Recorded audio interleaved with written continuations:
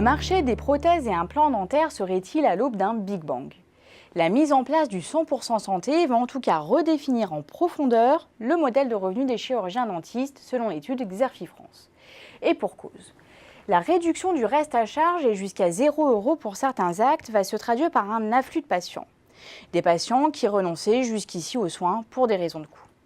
Pour préserver leur marge, les chirurgiens dentistes devraient ainsi recourir davantage aux produits importés moins coûteux.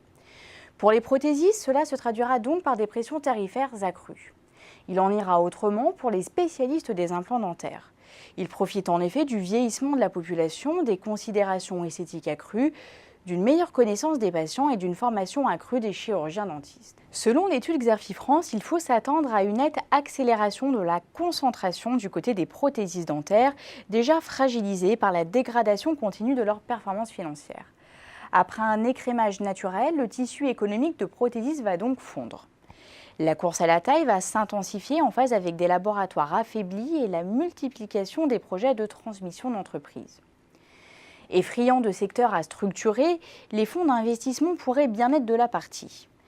Chez les fabricants d'implants, les tensions concurrentielles resteront vives à l'heure où les frontières entre acteurs premium, value et discount se brouillent au rythme des acquisitions.